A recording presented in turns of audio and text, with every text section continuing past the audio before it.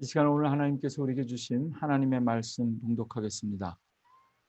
오늘 하나님께서 우리에게 주신 말씀은 신약 성경 빌립보서 4장 10절부터 20절까지 말씀입니다. 빌립보서 4장 10절부터 20절까지의 말씀 이지수 집사님께서 대표로 봉독하겠습니다.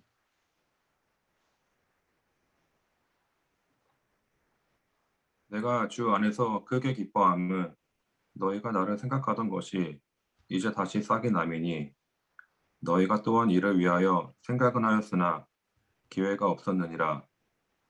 내가 궁핍함으로 말하는 것이 아니니라. 어떠한 형편이든지 나는 자족하기를 배웠노니 나는 비천에 처할 줄도 알고 풍부에 처할 줄도 알아. 모든 일, 곧 배부름과 배고픔과 풍부와 궁핍에도 처할 줄 아는 일체의 비결을 배웠노라. 내게 능력 주시는 자 안에서 내가 모든 것을 할 수 있느니라. 그러나 너희가 내 괴로움에 함께 하였으니 잘하였도다. 빌립보 사람들아, 너희도 알거니와 복음의 시초에 내가 마게도냐를 떠날 때 주고받는 내 일에 참여한 교회가 너희 외에 아무도 없었느니라. 데살로니가에 있을 때에도 너희가 한 번뿐 아니라 두 번이나 나의 쓸 것을 보내었도다. 내가 선물을 구함이 아니요 오직 너희에게 유익하도록 풍성한 열매를 구함이라. 내게는 모든 것이 있고 또 풍부한지라. 에바브로디도 편에 너희가 준 것을 받음으로 내가 풍족하니 이는 받으실 만한 향기로운 제물이요 하나님을 기쁘시게 한 것이라. 나의 하나님이 그리스도 예수 안에서 영광 가운데 그 풍성한 대로 너희 모든 쓸 것을 채우시리라. 하나님 곧 우리 아버지께 세세 무궁하도록 영광을 돌릴지어다. 아멘. 아멘. 감사합니다. 오늘도 하나님께서 주신 이 말씀 빌립보서 4장 10절부터 20절까지의 말씀, 그리고 이 말씀을 통해서 우리에게 주실 오늘의 귀한 하나님의 음성을 기대하면서 추수감사 주일에 어떤 찬송을 우리 성도들과 함께 부를까 하면서 이 찬송 함께 부르기 원하는데요.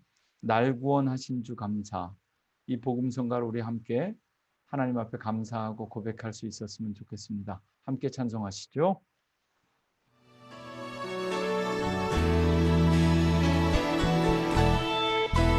날 구원하신 주 감사, 모든 것 주신 감사, 지난 추억이 내 감사, 주 내 곁에 계시네. 향기로운 봄철의 감사, 외로운 가을날 감사, 사라진 눈물도 감사, 나의 영혼 평안에 응답하신 기도 감사, 거절하신 것 감사, 헤쳐나온 풍랑 감사, 모든 것 채우시네. 아픔과 기쁨도 감사, 전한 주 위로 감사, 증량 못하는 내 감사, 크신 사랑 감사해. 길가에 장미꽃 감사, 장미꽃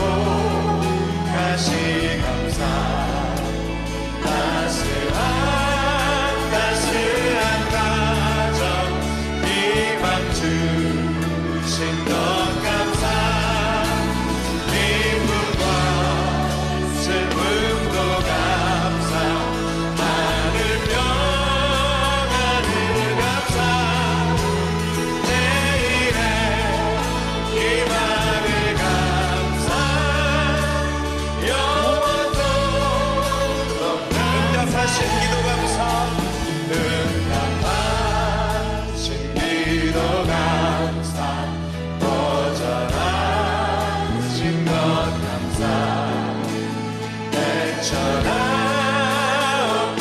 난 감사 모든 것 채우시네 아픔과 기쁨도 감사 절망 중 위로 감사 측량 못하는 애 감사 크신 사랑과 아픔과 기쁨도 감사 아픔과 기쁨도 감사 절망 중 위로 감사 측량 못하는 애 감사 크신 사랑 감사해.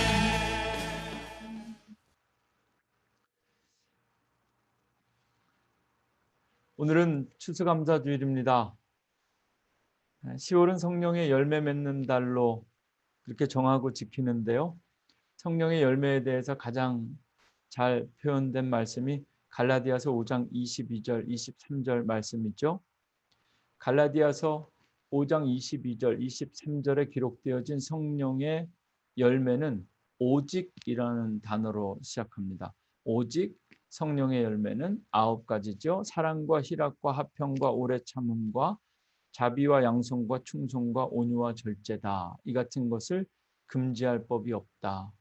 그런데 여러분, 이 갈라디아서 5장 22절 시작하는 첫 번째 단어 오직이라는 단어는 한글 성경 중에서도 개역 개정 성경에만 나오는 단어입니다. 새롭게 번역된 새번역 성경에는 더 이상 오직이라는 단어가 없습니다. 그리고 그 이전에 있었던 영어 성경에도 오직, only 이런 표현 없고 but, 그러나라는 단어로 시작합니다. 아마도 개역 개정 성경을 번역할 당시에 영어 성경 그러나를 but을 그러나로 번역하지 않고 우리가 오늘 읽은 것처럼 오직이라고 읽은 것은 성령의 열매가 오직 9가지뿐이다 라는 것을 강조하려는 것이 아니라 사도 바울이 갈라디아서를 통해서 성령의 열매는 육체의 욕심을 따라 살아갈 때 생기는 결과와는 완전히 다른 것이다 라는 것을 강조하기 위하여 한 말, 그것을 강조하기 위하여 오직이라는 단어를 사용한 것 같습니다.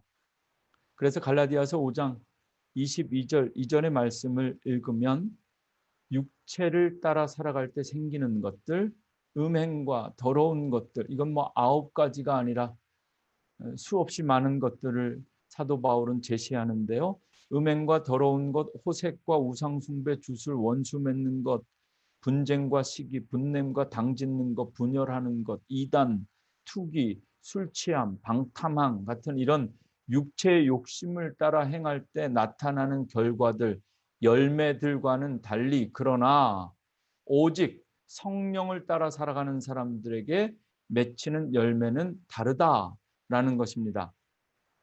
성령께서 주시는 열매가 9가지뿐이겠는가? 오늘 설교를 통해서 성령께서 주시는 수많은 열매들 가운데 2가지 열매를 함께 나누고 말씀드리려고 합니다. 2021년 몬트리올 한인감리교회가 하나님 앞에 드리는 추수감사주의를 통해서 우리가 생각하고 기억해야 될 성령의 열매, 특별히 하나님께서 우리에게 허락하신 성령의 열매 2가지가 무엇인가? 여러분, 첫째는요, 교회입니다. 성령의 역사와 성령의 능력으로 하나님께서 이 땅에 허락하신 가장 귀하고 큰 열매는 교회입니다. 사도행전의 역사와 함께 성령의 역사와 함께 시작된 것이 교회의 역사입니다. 이 땅에 세워진 모든 교회는 성령의 열매입니다. 하나님께서 이 땅 몬트리올에 세우신 우리 교회, 몬트리올 한인감리교회가 성령의 열매라는 사실입니다. 이 시간 바라기는 여러분들의 마음속에, 아니 여러분들의 믿음 속에 하나님께서 내게 주신 교회는 내게 주신 성령의 열매다. 이 믿음으로 오늘 우리가 함께 하나님을 예배하기 원합니다. 1990년대 초 네덜란드 암스테르담의 젊은이들을 대상으로 한 설문조사가 있었는데요. 당신은 하나님에 대해 관심하는가? 1990년대 젊은이들에게 물었습니다. 놀라운 것은 한 명도 빠짐없이 100%가 설문에 참여한 젊은이들이 100%가 나는 하나님에 관심이 있다 이렇게 대답했다고 합니다. 그 청년들에게 두 번째 질문을 합니다. 그렇다면 당신은 교회에 관심이 있는가? 99%의 젊은이가 나는 교회에 전혀 관심이 없다. 단 1%만 교회에 관심이 있다 이렇게 대답했다고 합니다. 하나님께는 관심이 있지만 교회에는 관심이 없다는 겁니다.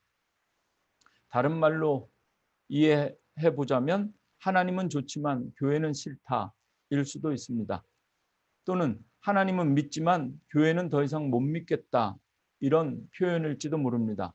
하나님은 좋지만 하나님과 하나님의 말씀을 전하는 목사는 싫다. 제 얘기가 아니라 여러분들 이야기일 수도 있습니다.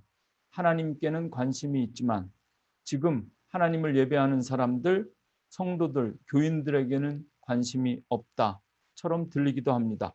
이어서 1994년 스코틀랜드에서 믿음의 장벽들이라는 제목의 연구 결과 책을 발표한 존 캠벨이라는 목사는 이런 결론을 내렸습니다. 많은 이들이 하나님을 믿는데 가장 방해가 되는 것들 중 하나가 바로 오늘날 교회이다. 여러분 어떻게 생각하십니까? 이 땅의 모든 교회가 여전히 하나님께서 원래 계획하시고 기대하셨던 그 기대에 못 미친다는 것을 우리는 잘 알고 있습니다. 그러나 저는 여전히 교회는 그리스도의 몸이고 상처뿐이라 할지라도 그럼에도 불구하고 교회는 그리스도의 몸이고 그리스도는 교회의 머리입니다. 인간들이 만들어낸 제도나 건물이 교회가 아니라 하나님께서 성령의 역사를 통해서 이 땅에 세우신 성령의 열매가 교회입니다. 하나님은 지금까지 그리고 지금도 앞으로도 교회를 통해서 세상을 구원하시고 하나님의 나라를 이루어 가실 것입니다. 성령의 열매 맺는 달 우리가 다 함께 고백해야 될 신앙의 고백이 이것입니다. 하나님에게는 관심이 있지만 더 이상 교회에게는 관심도 소망도 없다. 지금 전 세계를 휩쓸고 있는 최고의 넷플릭스 인기 드라마 한국 사람들이 만들었다고 하는 그 오징어 게임을 보면서 예수 믿는 우리들이 함께 즐거워하고 관심할 수 없는 이유가 있죠.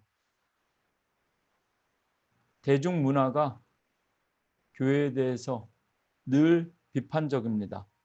어쩌면 그 원인이 우리에게 있을지도 모릅니다. 그러나 오늘 추수감사주일 예배를 드리면서 그럼에도 불구하고 교회가 소망이다.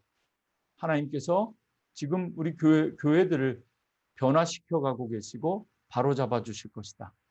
왜냐하면 교회는 우리가 만들어낸 것이 아니라 하나님께서 성령의 열매로 이 땅에 만들어주신 하나님의 작품이기 때문에 그렇습니다. 성령의 열매 맺는 달, 오늘 특별히 본문 말씀은 빌립보 교회에 대한 이야기입니다. 빌립보 교회를 통해서 주셨던 하나님의 말씀, 그 성령의 열매로 이 땅에 세워진 교회의 모습과 사명을 다시 한번 생각하고 기도할 수 있는 추수감사주일이 되기를 원합니다. 교회에 이어서 우리가 또 하나 고백해야 될 성령의 열매가 있습니다. 그것은 감사입니다. 오늘은 추수감사주일인데요.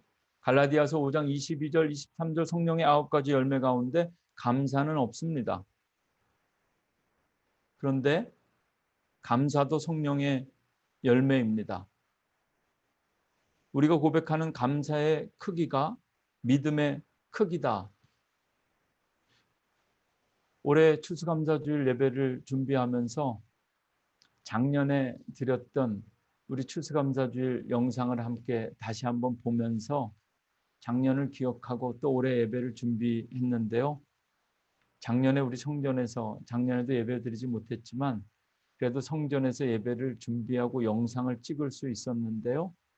우리가 예배드리던 그 아름다운 성전을 추수감사주일 장식으로 딱 이렇게 장식하고 말씀을 나눈 모습을 보면서 1년 전 우리가 하나님 앞에 어떻게 감사하며 예배 드렸는가를 확인할 수 있었습니다. 그때 드린 말씀, 우리가 고백하는 감사의 크기, 그 감사의 크기가 내가 가진 믿음의 크기다라는 사실이었습니다. 성서적으로, 성경적으로 이 감사에 대해서 살펴보면 구약시대와 신약시대의 감사에는 차이가 있습니다. 아주 현역히 드러나는 그런 단어와 어휘의 사용뿐만 아니라 의미의 차이도 있습니다. 신약 성서에서 우리가 요즘 말하는 것처럼 감사하다라는 표현을 헬라어로는 유카리스테오라고 합니다. 카리스가 은혜지요. 매우 감사하다, 매우 기쁘다 이런 뜻 헬라어 단어로 유카리스테오인데요. 이것이 감사하다는 표현인데 구약 성경 시대에는 이 단어를 와 관련된 것이 아니라 전혀 다른 단어들이 감사라는 단어로 의미되어지고 번역되어집니다. 그냥 간단하게 조금 지나친 해석일지 모르지만 오늘 예배만을 위해서 이해하기 쉽게 좀 간단하게 설명하면 구약 시대의 감사는 법률적이고 율법적인 감사입니다. 그래서 어쩌면 구약 시대의 백성들은 하나님께서 베풀어 주신 은혜에 감사하는 개념으로서의 감사입니다. 요즘 말로 하면 give and take 뭐 이런 개념, 법률적이고 율법적인 카테고리 안에서 감사를 이해했고 그렇게 고백했습니다. 그런데 신약 시대는 이 감사의 의미가 달라집니다. 특별히 사도 바울은 이 감사는 우리가 무언가 받았기 때문에 되갚아주는 방식으로서의 감사가 아니라 그리스도인들이 살아가는 삶의 방법이다. 데살로니가 전서 5장 16절 기억하시죠?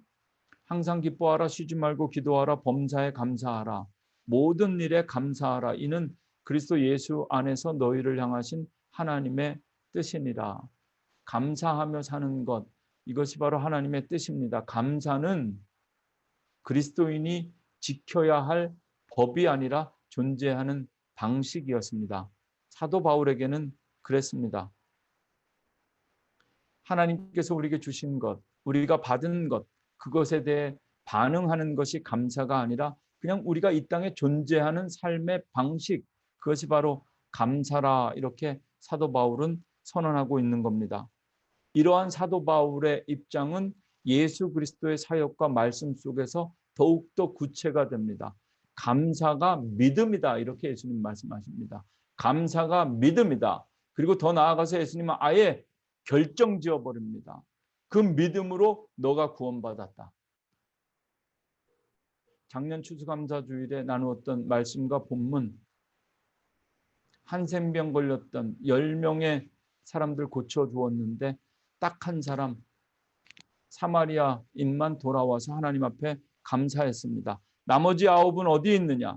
감사를 잃어버린 사람들을 찾으셨고 그리고 감사할 줄 알았던 한 사람에게 이렇게 예수님 말씀하십니다. 일어나서 가라. 내 믿음이 너를 구원하였느니라. 감사할 줄 아는 믿음으로 그 사람이 구원받은 겁니다. 지난주 소개해드린 예수님께서 바리새인과 함께 식사하던 자리에 갑자기 찾아와서 예수님의 발 앞에 무릎 꿇고 눈물로 기도하며 향유를 쏟아부었던 그 여인에게도 똑같은 말씀을 하셨습니다. 내 믿음이 너를 구원하였으니 평안히 가라. 감사하는 것, 이것은 그냥 우리가 받은 것에 대한 반응이 아니라 그것은 우리의 믿음이고 그 믿음으로 우리는 구원을 받습니다. 오늘 주신 본문 말씀, 빌립보서 말씀을 통해서 오늘 추수감사주일에 우리가 성령의 열매로 고백해야 될 두 가지, 교회와 감사에 대해서 좀 더 구체적으로 말씀 나누려고 합니다. 오늘 주신 말씀 통해서 성령의 두 가지 열매, 교회가 성령의 열매다. 그리고 감사가 성령의 열매다. 이 말씀 앞에 모두가 아멘하며 은혜 받을 수 있는 믿음 주시기를 바랍니다. 오늘 본문 가장 첫 말씀 10절 말씀만 한 번 더 읽으시면서 이제 오늘 본문으로 함께 들어가시면 좋겠는데요. 오늘 본문 10절 말씀 이렇게 시작합니다. 내가 주 안에서 크게 기뻐함은 너희가 나를 생각하던 것이 이제 다시 싹이 나미니 너희가 또한 이를 위하여 생각은 하였으나 기회가 없었느니라. 오늘 하나님께서 우리에게 주신 말씀 가운데 첫 번째, 저와 여러분이 함께 붙들어야 되는 말씀은 생각은 하였으나 기회가 없었느니라, 이 말씀입니다. 생각은 하였으나 기회가 없었다. 감사한다라는 말의 영어 단어가 thanks라고 하는데요. 이 단어는 think, 생각한다라는 영어 단어와 어원이 같다고 합니다. 어원이 같다는 것은 처음에는 같은 의미로 쓰였다는 이야기입니다. 생각한다. 그리고 생각하는 것은 곧 감사한다. 오늘 본문 말씀에 빌립보서는 사도 바울이 감옥에서 지은 편지입니다. 감옥에서, 로마의 감옥에서 빌립보 교회에 있는 성도들에게 보낸 편지입니다. 사도 바울이 감옥에서 쓴 편지가 총 4개입니다. 에베소서, 빌립보서, 골로새서, 빌레몬서. 그런데요, 감옥에서 쓴 4개의 편지 중에서 이 빌립보서만 아주 특별합니다. 기쁨이라는 단어가 처음부터 끝까지 수도 없이 나옵니다. 이게 감옥에서 쓴 편지가 맞나 싶을 정도로 지나치게 기뻐합니다. 오늘 10절 말씀도 사도 바울은 내가 주 안에서 기뻐한다라는 고백으로 시작합니다. 그리고 생각하던 것이 이제 싹이 났다. 생각하였으나 기회가 없었는데 생각만 하던 것이 이제 싹이 났다라고 표현하고 있습니다. 사실 빌립보서 1장 3절을 읽어보면 사도 바울이 이 빌립보서 교회와 성도들을 얼마나 귀하게 생각하는지 확인할 수 있는데요. 빌립보서 1장 3절입니다. 내가 너희를 생각할 때마다 나의 하나님께 감사하며. 저는 오늘 성령께서 주시는 열매가 교회다. 그리고 우리 교회를 묵상하기 전에 이 빌립보서 교회가 어떤 성령의 열매 있는지를 확인하고 싶었는데요. 사도 바울이 쓴 이 빌립보서 전체를 다시 읽어보았습니다. 어쩌면 오늘 본문보다 가장 큰 은혜가 된 것은 이 1장 3절 말씀입니다. 내가 너희를 생각할 때마다 나의 하나님께 감사하며. 오늘 함께 예배하는 저와 여러분 우리 모두가 이런 사람들 되었으면 좋겠습니다.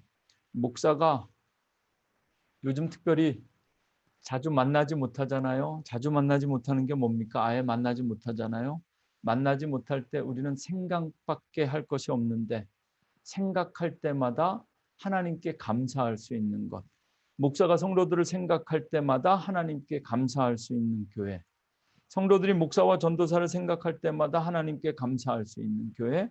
그리고 성도들이 성도들을 생각할 때마다 하나님께 감사할 수 있는 교회가 되기를 원합니다. 추수감사주일에 하나님 앞에 나와 예배하면서 우리가 가장 먼저 감사해야 할 것이 무엇인가? 하나님 생각만 하면 하나님께서 내게 주신 은혜가 떠오르고 그 은혜 때문에 하나님께 감사하게 되는 거죠. 교회 생각만 하면 여전히 성전에서 예배드릴 수 없지만 새로운 성전을 찾고 있지만 그래도 하나님께서 내게 주신 교회다 생각만 하면 하나님께 감사할 수 있는 교회.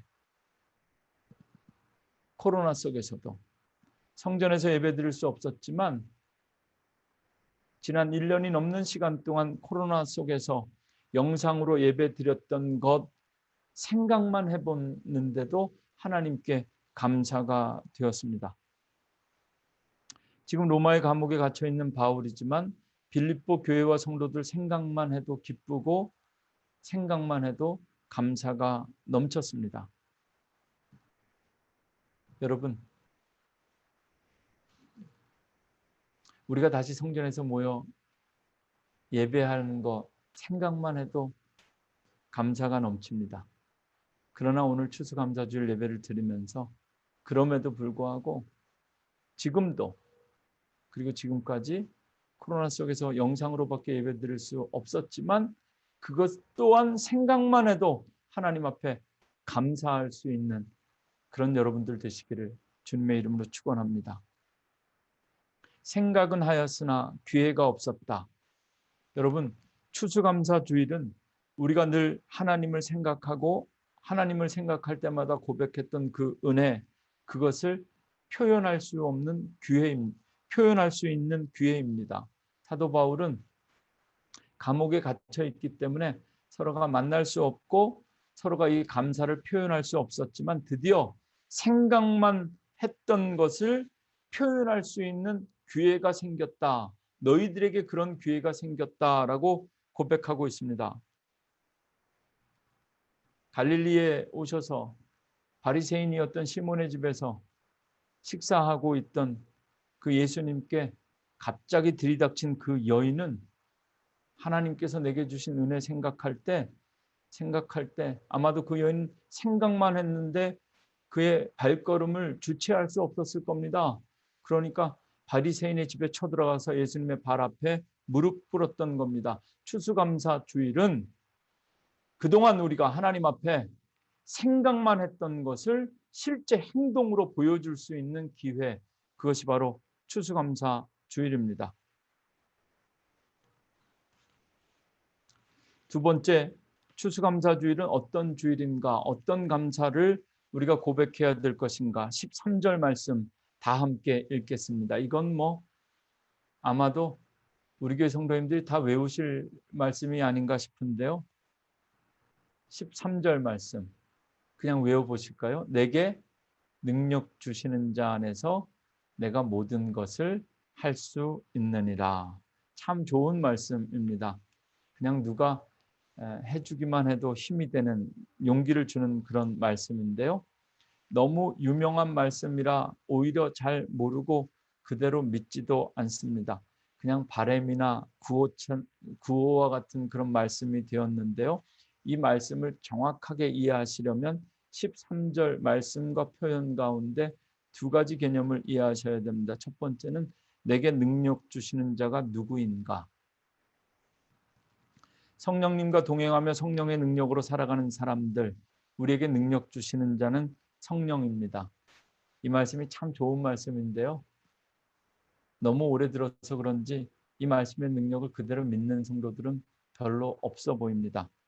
성령께서 내게 그런 능력을 주실 리가 있겠는가, 이렇게 믿고 그 믿음으로 사는 것이죠. 성령 안에서만 살기도 힘들지만 성령께서 우리가 원하는 그런 능력을 마구마구 베풀어 주실 리가 없다. 이 믿음으로 우리는 살기 때문에 성령의 능력을 체험하지 못합니다. 더 중요한 것은 내게 능력 주시는 이가 성령이다라는 사실과 함께 두 번째 이 13절 말씀에서 우리가 기억해야 될 것은 모든 것, 성령께서 내게 능력 주시면 내가 할 수 있는 모든 것, 이 모든 것은 무엇인가에 대해서 생각하고 질문해야 됩니다. 성령께서 내게 능력 주시면 내가 무엇을 할 수 있는가? 예수님처럼 무리를 걸을 수 있겠는가? 바람과 파도를 잔잔하게 할 수 있겠는가? 병든 자들을 기도해서 일으켜 세울 수 있겠는가? 예수 그리스도 그 이름의 능력으로 안증뱅이를 일으킬 수 있겠는가? 내게 능력 주시면 내가 이 모든 것들을 할 수 있느니라. 여러분, 하나님께서, 성령님께서 여러분에게 능력 주시면 여러분들이 할 수 있는 일이 무엇이라고 생각하십니까?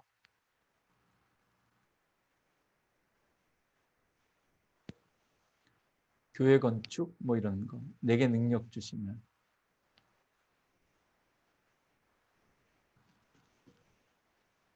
이번 한 주에도 성도님들과 이렇게 연락하고 대화하면서 놀랐던 것은요. 정말 성전 이전은 힘들고 어려운 과정이지만 온 교회 성도들이 하나 되는 축복의 기회가 될 수 있겠다 하는 생각도 하게 됩니다. 어떤 권사님과 통화했는데요. 지난 주일 9시에 트리니티 교회 다녀오셨다는 말씀을 들었습니다. 그리고 트리니티 교회에서 저한테 이런 말씀을 해주시더라고요. 우리가 이제 예배드릴 교회라서 라사라에 있는 트리니티 교회를 가보셨다는 거예요. 그리고 정말 주일날 예배 시간에 맞춰서 정말 이분은 이미 계약이 끝났고 거기서 예배하듯이 다녀오셨더라고요. 집에서 출발했더니 17분 걸렸답니다. 시간 체크하셨어요. 그래서 저에게 이야기합니다. 목사님, 그곳으로 성전 이전하면 저는 저희 집에서 교회까지 20분이면 갈 수 있을 것 같습니다. 그리고 건물을 차로 운전하고 돌면서 말이죠. 그 주일날 오전에 트리니티 교회에서 어떻게 예배하는지, 그리고 예배 드리는 사람들이 성전에서 어떻게 빠져나오는지 몇 가지 이야기해 주셨는데, 오전 9시 예배에는 어떤 분들이 예배 드리는지 다 보고 저에게 말씀해 주시면서 한 가지 인상적인 것은 저한테 이렇게 말씀하시더라고요. 목사님, 트리니티 교회에서 예배 드리면 우리가 이제 좀 건물과 장소를 사용하는 데 있어서 좀 더 잘 성도들을 교육하고 우리가 훈련되어야 될 것 같습니다. 그래서 제가 왜요? 그랬더니 트리니티 교회 주일 오전에 가서 예배하는 것들을 봤더니요. 예배가 끝나고, 물론 코로나 때문에 더욱 그렇겠지만, 예배가 끝나고 성전 건물에서 나오는 성도들의 발걸음이요. 아주 질서정연했다는 겁니다. 주차장을 빠져나가는, 우리는 주차장이 없어서 주차장이 있었으면 좋겠다. 주차장이 있는 교회를 달라고 하나님 앞에 기도하고 찾았는데요. 지난주 권사님과 대화 나누면서 더 중요한 것을 깨달았습니다.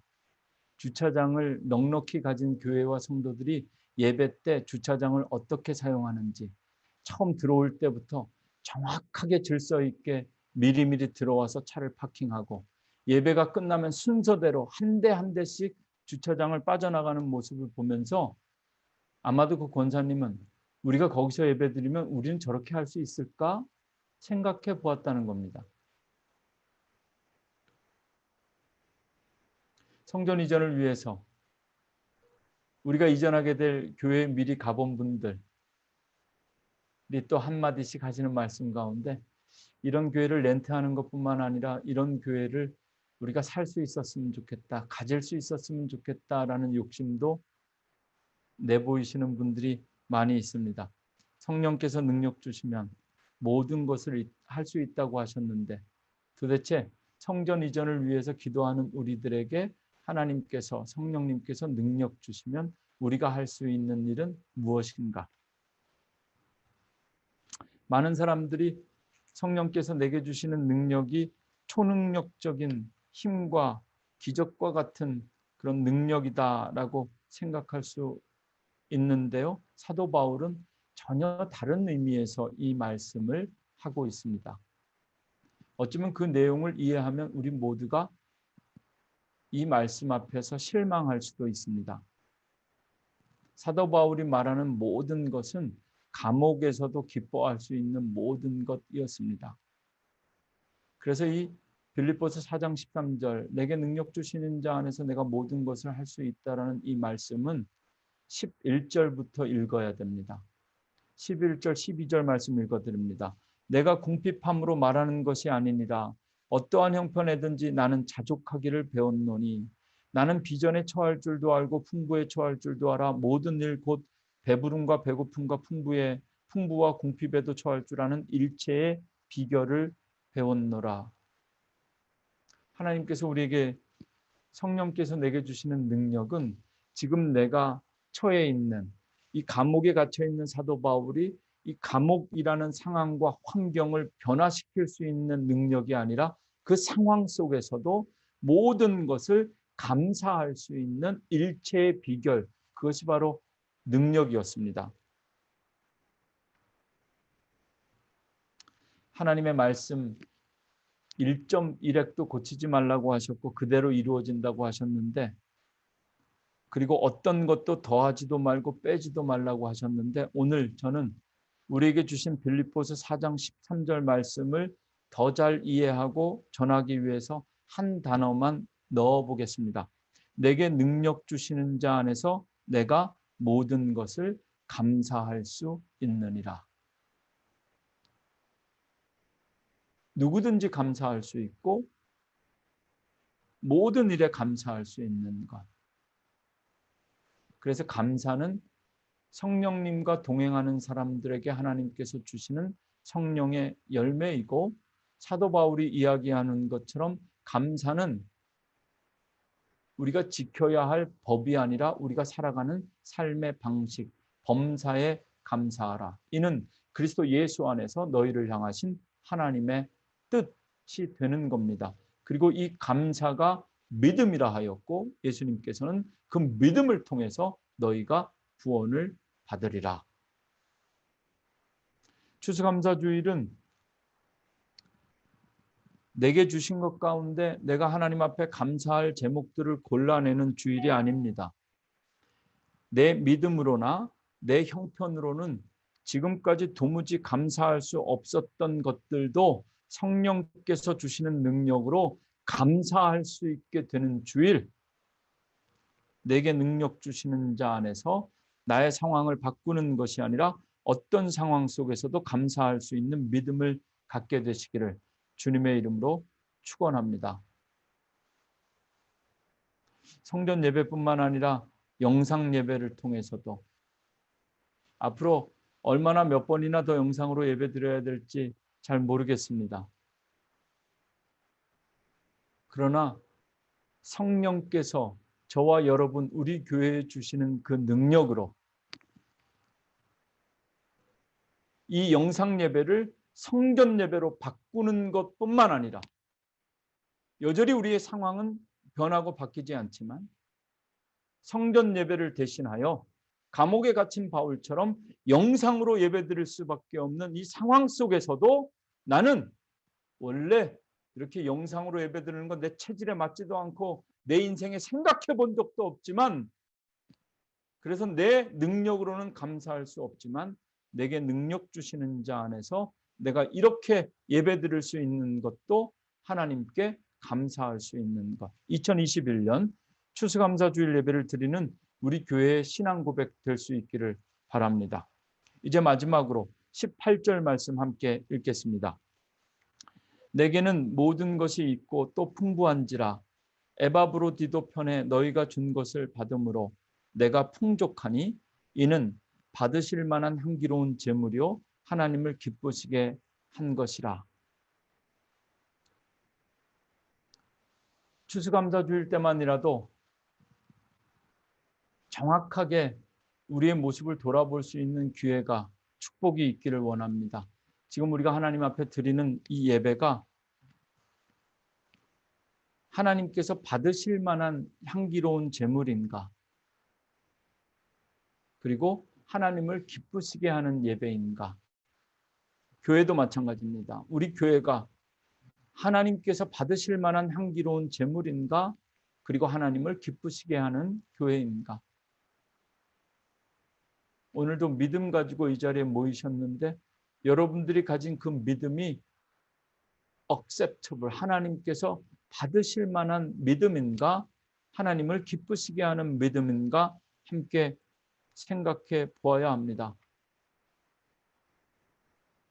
옥중서신 가운데 유별나게 기쁘다라는 표현을 많이 쓰고 있는 이 빌립보서는 특별한 감사를 사도 바울이 빌립보 교회 성도들에게 고백하고 있습니다. 특별히 빌립보서 1장 5절을 읽어보면 바울과 빌립보 교회가 어떤 관계인지를 확인할 수 있는데요.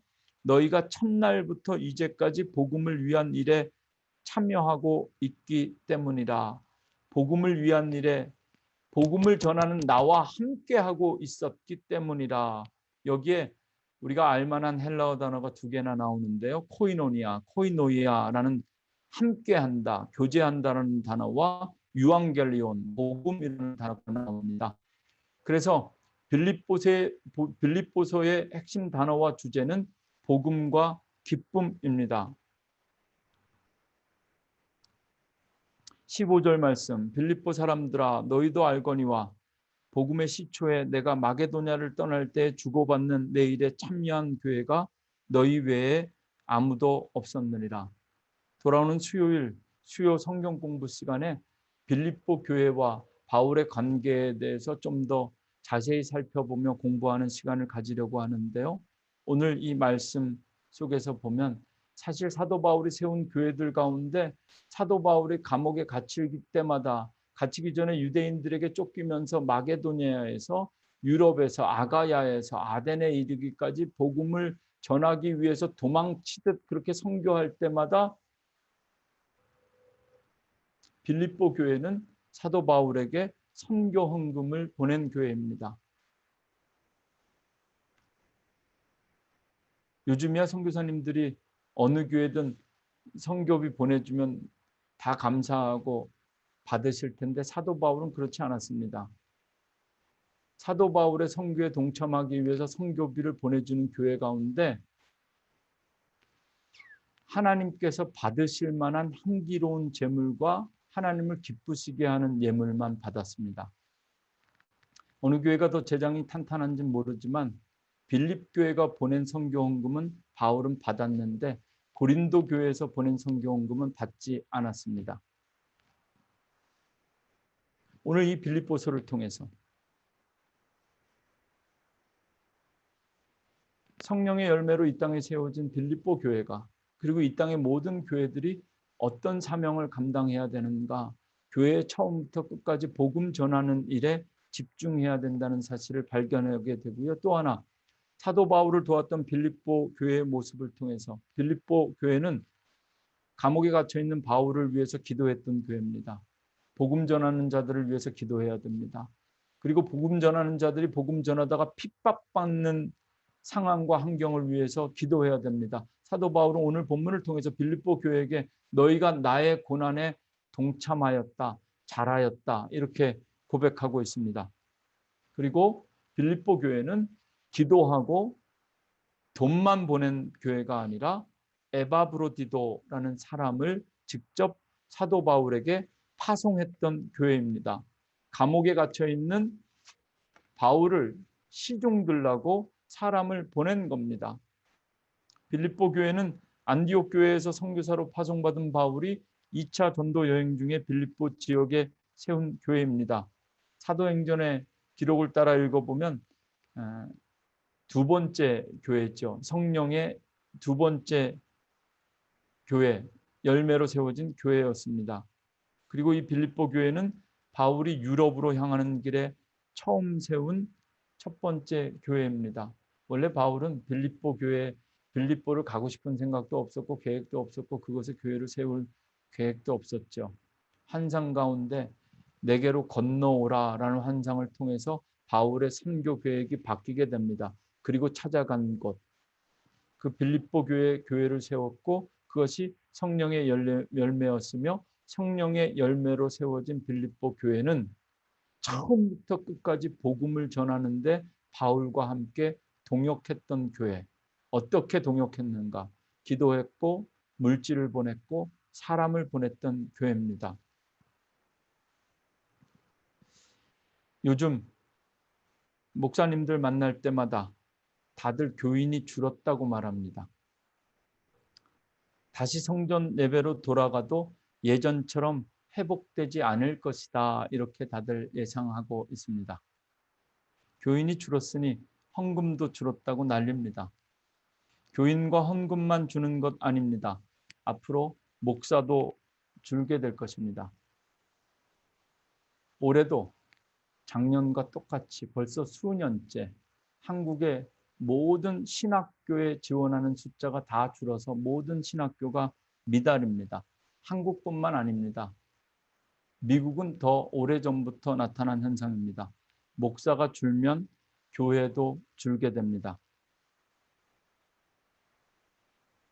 말라기서를 보면 그렇게 교인이 줄고 11조가 줄어서 레위인들이 성전을 떠났고 성전의 문이 닫히고 그렇게 구약시대는 끝났습니다.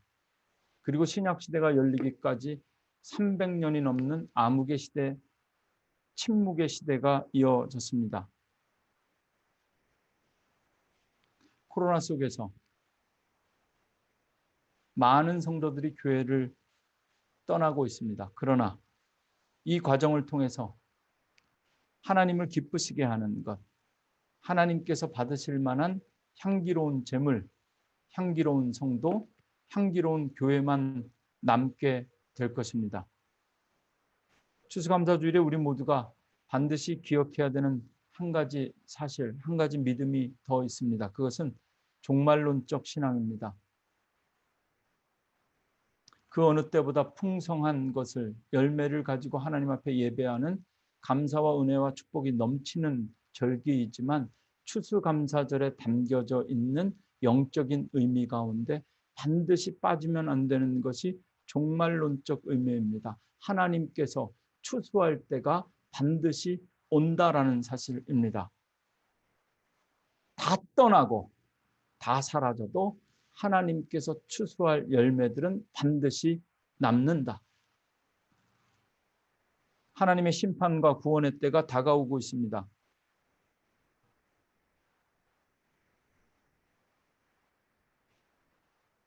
그때가 되면 우리가 하나님 앞에 감사할 수 있는 내용과 조건들 다 사라지게 되고요. 한 가지만 남게 될 것입니다. 우리가 오늘 설교 전에 부른 찬송처럼 날 구원하신 주 감사. 감사는 우리를 구원하는 믿음입니다. 하나님의 심판의 날, 구원의 시간 앞에서 창자가 떨리고 입술이 떨리고 뼈가 썩는 것 같은 두려움과 고통 속에서 하나님께 기도했던 사람이 있습니다. 하박국 선지자입니다. 이제 끝이다. 하박국 선지자가 자신의 운명과 이스라엘의 미래를 바꿀 수 있었던 믿음은 감사였습니다. 다시 한번 들어보실까요?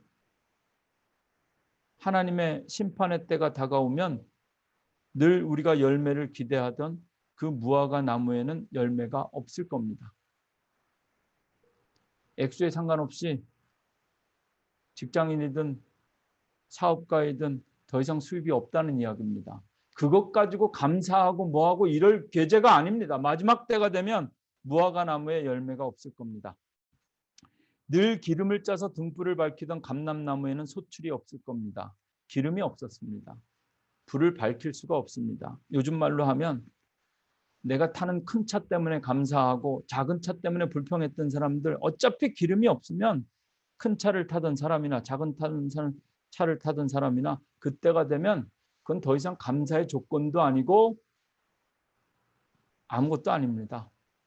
항상 먹을 것을 주던 밭은 다 타들어가고 우리에 있던 양도 외양간에 있던 소도 모두 없어질 것입니다. 죽도록 모아둔 은행의 밸런스가 하루아침에 싹 사라지게 될 것입니다. 그때가 되면, 그런데 이런 날이 찾아온다 해도 오직 난 여호와로 인하여 즐거워하며 구원의 하나님으로 말미암아 기뻐할 것이다. 마지막 때가 되면 이렇게 오직 한 가지만, 하나님 앞에 감사할 수 있는 오직 한 가지만 남게 됩니다. 날 구원하신 주 감사. 하나님께서 받으실 만한 향기로운 제물. 오늘 통해서 다시 한번 우리가 드리는 예배와 하나님께서 우리에게 허락하신 교회와 그리고 우리의 믿음, 이것이 정말 하나님께서 받으실 만한 것인가, 향기가 나고 있는가, 하나님을 기쁘시게 할 수 있는 예배고 제물인가 다시 한번 돌아보면서 하나님 앞에서 올바른 감사로 우리의 신앙을 다시 한번 붙잡을 수 있고 바로 세울 수 있는 축복의 시간이 되기를 주님의 이름으로 축원합니다. 기도하겠습니다.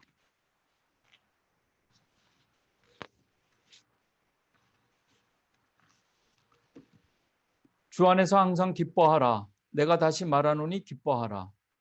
너희 관용을 모든 사람에게 알게 하라. 주께서 가까우시니라.